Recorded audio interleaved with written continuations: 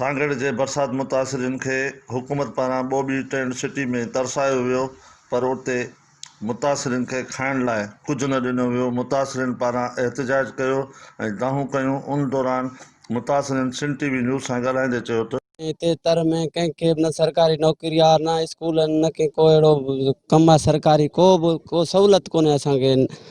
मच्छर खाई था वञनि, जे ॿोॾ अचे त लुड़ी था वञूं केॾां वञूं। कल्ह खां वठी ही दवा मिली आहे, ॿियो कुझु कोन मिलियो आहे, न को मानी न को टुकुर, सभु को ईअं बसि रुॻो पखा ॾियो वेठो आहे। वो पंहिंजे ॾिठे खां था, हीअ असांजो मज़दूर आहे, हीअ असांजो हीअ जो फलाणो आहे, उनखे पिया न ॿी जेका आवाम असां ग़रीब ॾिसे वठी बसि। ईअं घुमूं पिया, टेंट बि न आहे मिलियो कल्ह खां करे, न को राशन मिलियो आहे, न को सामान, न कुझु गवर्नमेंट जी तरफ़ां का बि हिन कैंप में सहूलियत बि कोन ॾिनो अथनि। इहो थोरो घणो मानी टुकर घर ई बुख ते वेठा आहियूं, पोइ हिते ई वेठा आहियूं, कर को ख़ाली तंबू असांखे हणी ॾींदा, ॿियो त असांखे कुझु ई कोन मिलियो। त कल्ह असां उनखे टेंट घुराया, ठीकु आहे न। अॼु असां उनखे प्रॉपर रजिस्ट्रेशन करे ऐं उनखे ॾियण जी कोशिशि कंदासीं।